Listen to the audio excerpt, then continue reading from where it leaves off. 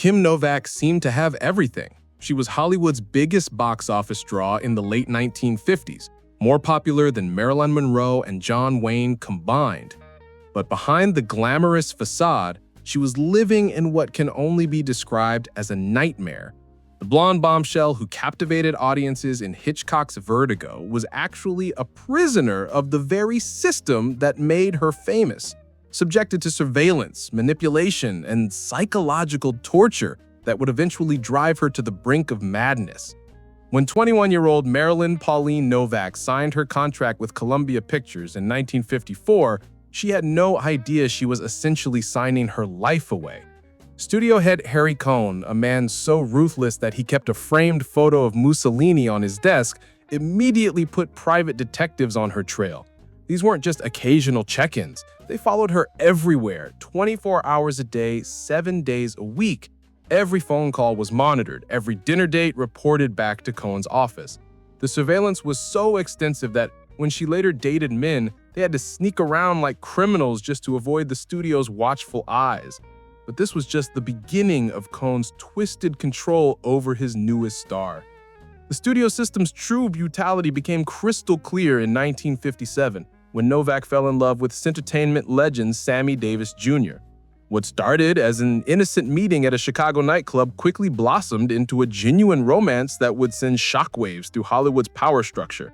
Davis, a member of the Rat Pack and one of the most talented performers of his generation, connected with Novak over their shared feelings of being outsiders in the industry. But when gossip columnists caught wind of their relationship, Harry Cohn's reaction was swift and terrifying. The studio boss didn't just disapprove, he ordered a hit on Davis through his connections to organized crime. Mickey Cohen, boss of the Cohen crime family, delivered the message personally to Davis's father. If Sammy didn't marry a black woman within 48 hours, they would take out his remaining good eye and break both of his legs. Davis, already partially blind from a previous car accident, had no choice but to comply. Within hours, he paid a young singer named Lorraine White to marry him in a sham ceremony, ending his relationship with Novak forever. The mob threats weren't empty either. Cohen and his associates had the power to blacklist Davis from every major nightclub in America, effectively ending his career. This wasn't just studio interference. This was organized crime being used as a weapon to destroy love itself. While her personal life was being demolished, Novak's professional existence was becoming equally hellish. Columbia Pictures treated her like a machine rather than a human being, forcing her to work on 3 different movies simultaneously. She was literally sleeping at the studio, grabbing maybe 4 hours of rest before being shuttled between different sets. The physical and emotional toll was devastating, but Cohen showed no mercy. He paid her a fraction of what her male co-stars earned, despite the fact that her movies were earning nearly 10 times their production budgets. When she tried to negotiate for better conditions or higher pay, Cohn would explode into violent rages, screaming at her using ethnic slurs and calling her that fat Polak, even though he knew she was Czech. What made the situation even more psychologically damaging was that Novak was suffering from undiagnosed bipolar disorder throughout this entire period. The constant pressure, sleep deprivation, and emotional abuse were exacerbating a mental health condition that nobody understood at the time. She would experience extreme mood swings, crushing depression, and periods of mania that left her feeling completely out of control. The studio saw these symptoms as proof that she was difficult and unstable, never recognizing that their own treatment was making her condition worse. She wouldn't receive a proper diagnosis until decades later, meaning she spent her entire Hollywood career battling mental illness without any support or understanding. Perhaps the cruelest manipulation came in the form of Muriel Roberts, who was officially Novak's publicist, but was actually functioning as Cohn's personal spy.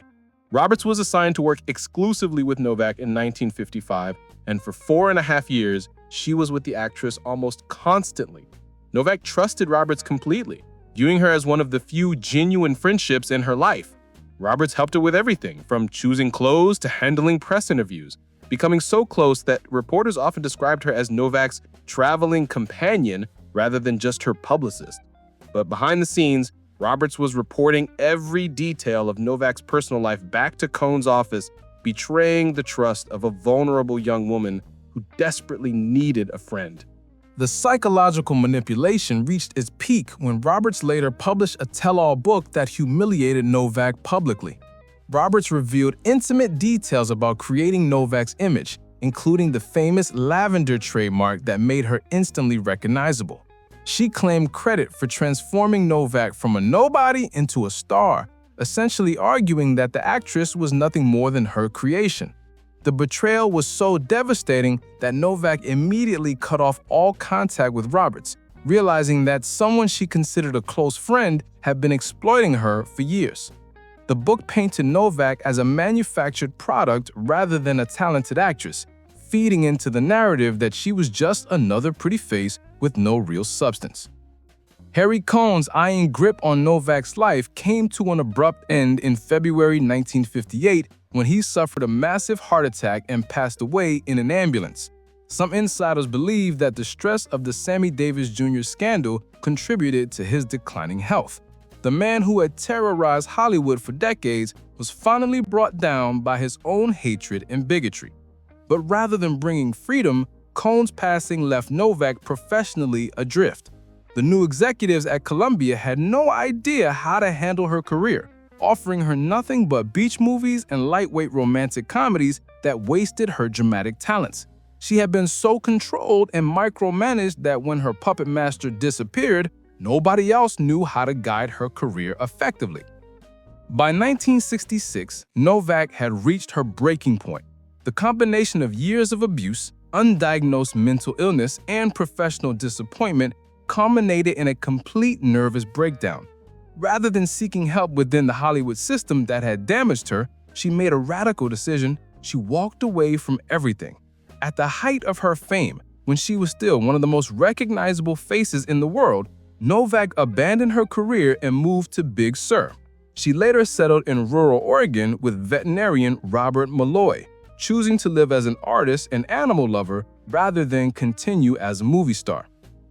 In recent years, film historians and mental health advocates have begun to recognize Novak as a trailblazer who exposed the dark underbelly of Hollywood's golden age decades before the Me Too movement made such conversations mainstream.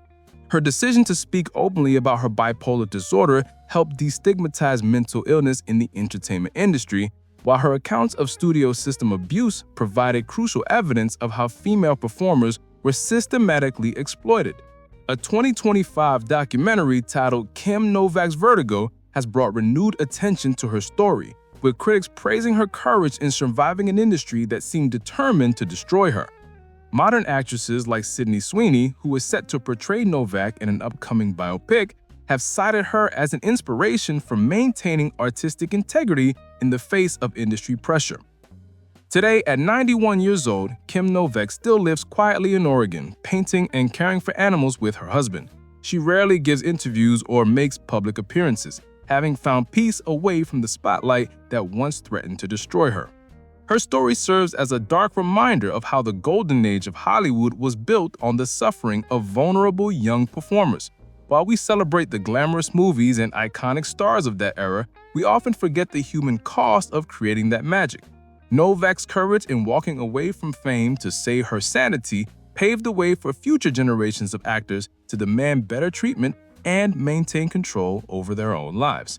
Sometimes the bravest thing you can do isn't staying and fighting. Sometimes it's knowing when to leave before the system completely breaks you.